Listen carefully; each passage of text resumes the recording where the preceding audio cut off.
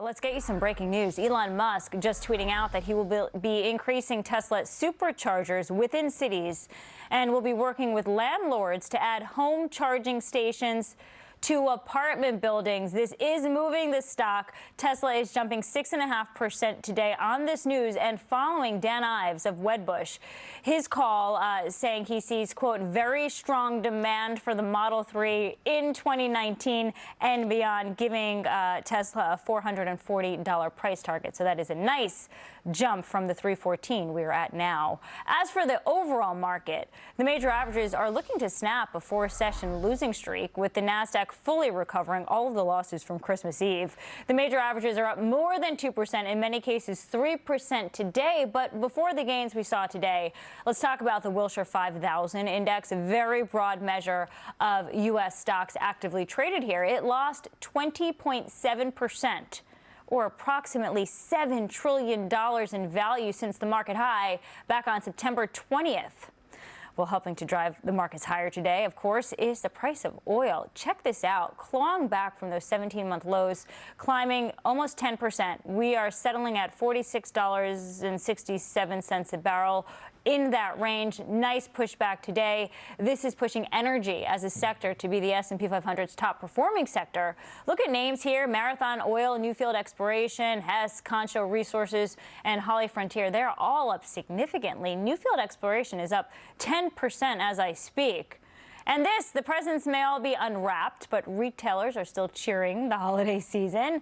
Holiday sales, excluding automobiles, rose 5.1%. That, according to MasterCard. That's the best pace in 6 years. Overall, U.S. consumers spent, here's the number for in-store and online purchases, $850 billion between November 1st and Christmas Eve. That's a lot of money. Retailers, as a result, some of the best performers today: Kohl's, Amazon, Macy's, Best Buy, and Ross stores, all seeing and enjoying nice gains today. The best of the bunch is Kohl's there, up almost 9%. So even with the gains today, the S&P 500 is still down in the fourth quarter, 17% this quarter, nearly 10% on the year. According to Dow Jones market data, when the S&P 500 is down 15% or more in one quarter, the next quarter sees a gain, and that gain averages 11.75%. So we're hopeful for Q1 of 2019, I suppose. But we ask a question: are today's gains the start of a late Santa Claus rally? And will we see a big start to 2019 for the stock markets? Let's go to the floor show. We've got traders at the New York Stock Exchange and the CME Group. At the NYSE, Teddy Weisberg, CME, Larry Shover, and Phil Flynn at the CME. Teddy, I begin with you. Is today a turning point for investors? Well, it sure would be nice. I mean, it also would be nice if we could buy everything at Monday's prices, but clearly we can't do that. Listen, for the moment, it has to be a relief rally from a dramatically oversold market. Reversals in trends are usually sharp and steep and don't last too long. It's a little bit early to draw the conclusion that we're out of the woods, but clearly up is a lot better than down. So have we seen the bottom yet, Larry? Well, I'd like to say we have seen the bottom, but let's keep in mind, this is the first time in probably 8 or 9 years where the market's actually pricing in pessimism as opposed to optimism. That's what we're so used to. If you recall, since like 2010, like the market would go up before the data said it should, and now it's just the opposite. So fundamentals are good. The world is slowing, but we're not in recession. Global account balances are dwindling. Valuations are really strong. I mean, take this: tech and banks, the lowest premium to the market in probably 50 years. So all that to say, I'd like to say it's a bottom, but boy, you have a president who's very isolated right now with trade tariffs. I think it all relies on what happens with those sometime in the new year. And oil come back, a big part of today's stock rally, Phil. It is, and I think it could be the bottom for this market. And thank goodness, right? I mean, this market has been hammered, down over 40% from the highs initially, back 10% in one day. That's a good sign that this thing was oversold. It really looks like the massacre on the I guess they call it the Christmas Eve massacre for the price of oil. It was probably a capitulation bottom. And the way that we came back 10% today is a good sign. And I know oil producers are happy to hear that because I've been hearing from them. They don't like these prices. Is OPEC having that emergency or that extra meeting, Phil?